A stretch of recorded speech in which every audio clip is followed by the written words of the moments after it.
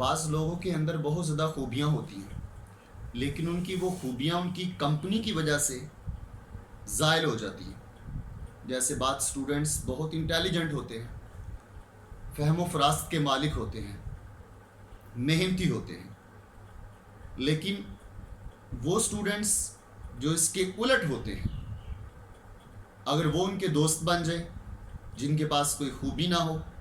نہ ان کے پاس محنت کی خوبی ہو، نہ ذہانت ان کے پاس ہو، نہ ان کا کام میں جی لگتا ہو، اگر وہ انٹیلیجنٹ سٹوڈنٹس ذہین طالب علموں کے وہ دوست بن جائیں، ان کو ان کی کمپنی مل جائے، تو ان کی ساری خوبیاں وہ زائل ہو جاتی ہیں۔ اس کو آپ اس طرح سمجھ لیجئے کہ ایک شخص کو مرغیاں پالنے کا بڑا شوق تھا، اس نے بہت زیادہ مرغیاں رکھی ہوئی تھیں اور ایک بہت بڑا ڈبہ رکھا ہوا تھا ان کے لیے، اور وہ بڑے شوق سے ان کی دیکھ بھال کرتا، ان کی پرورش کرتا۔ ایک دن اس کا دوست اس سے ملنے کے لیے آیا تو اس نے دیکھا کہ یار تم نے بہت زیادہ مرغیاں پالی ہوئی ہیں۔ تو جب اس نے قریب جا کر مرغیوں کے ڈربے میں ساری مرغیوں کو دیکھا تو اسے پتا چلا کہ ان مرغیوں کے اندر عقاب کا بھی ایک بچہ ہے۔ وہ بڑا حیران اور متجسس ہوا، اس نے اپنے دوست سے پوچھا یار یہ مرغیوں میں عقاب کیا کر رہا ہے؟ تو اس کے دوست نے بتایا کہ یہ ایک دن آسمان سے گرا بچہ تھا، تو اس وقت سے یہ انہی مرغیوں کے ساتھ ہیں، تو میں نے اس کو اس لیے نہیں پھینکا کہ چلو جہاں مرغیاں پل رہی ہیں یہ بھی پلتا پھولتا رہے گا۔ تو اس نے غور کیا کہ وہ مرغیوں کی ہی طرح کڑکڑ کرتا ہے، انہی کی طرح دانہ دنکا چگتا ہے، یعنی آواز بھی ان کی طرح، خوراک بھی ان کی طرح اور پرواز بھی ان کی طرح۔ اسے بڑا دکھ ہوا کہ یار یہ عقاب ہے، اس کو اللہ تعالیٰ نے شہینوں والی خصوصیات دے کر بھیجا ہے اور یہ مرغیوں کے ساتھ رہ کر مرغی ہی بن گیا ہے۔ اس نے اپنے دوست سے کہا یہ تم مجھے دے دو۔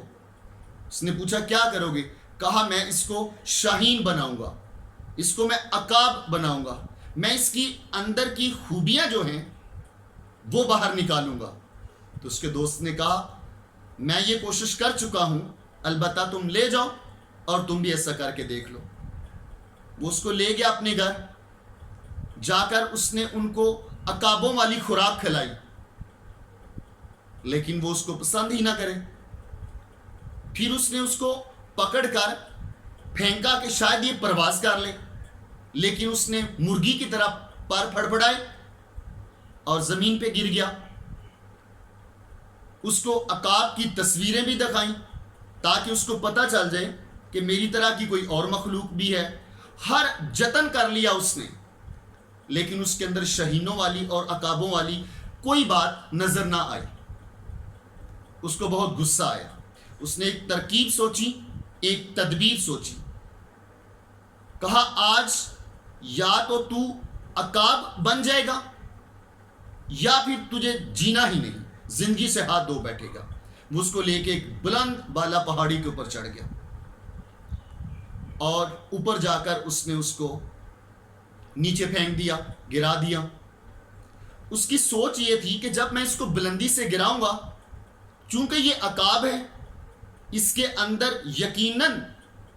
شہینوں والی خوبیاں راسخ ہیں، تو وہ نکل آئیں گی، نہیں تو یہ زمین کے ساتھ ٹکرا کر مر جائے گا۔ جب اس نے اس کو بلندی سے پھینکا، اس کو پرواز کرنے کا موقع ملا، پہلے تو وہ مرغی ہی کی طرح اس نے پروں کو پھڑپڑایا، لیکن چونکہ وہ کوالٹی اس کے اندر تھی، اصل میں وہ عقاب تھا، شہین تھا، تو مرغیوں کی صحبت میں وہ مرغی بن چکا تھا۔ تو جب اس کو پرواز کے لیے فضا ملی، بلندی ملی، تو پھر اس کے پر کھلے، پھر اس نے پرواز کی۔ جب اس نے اس پرواز کا مزہ لیا تو جیسا آپ کا مشاہدہ بھی ہوگا، تو پھر وہ کبھی اوپر، کبھی نیچے، کبھی دائیں، کبھی بائیں، بڑے ناز اور نخرے کے ساتھ پھر وہ پرواز کرتا ہے۔ پھر وہ اس کی خوبیاں اس طرح سے باہر نکلتی ہیں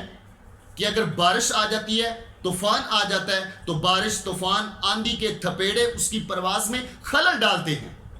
تو اس کو غصہ آتا ہے، اس کو طیش آتا ہے، تو وہ پھر بارش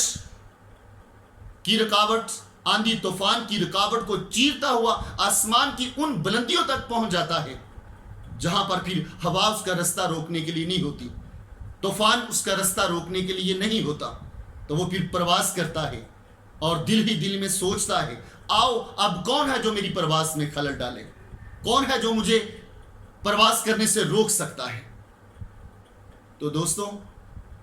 یہ ہمیں ضرور یاد رکھنا چاہیے، یہ ضرور سوچنا چاہیے کہ ہماری کمپنی کیسی ہے، ہماری صحبت کیسی ہے، کہیں ہم مرغیوں میں رہ کر اپنی شہینوں والی خصوصیات کو زائل تو نہیں کر رہے، کہیں ہم اپنی خصوصیات کو تباہ تو نہیں کر رہے۔ تو میں زیادہ تر اسٹوڈنٹس کو اس لیے فوکس کرتا ہوں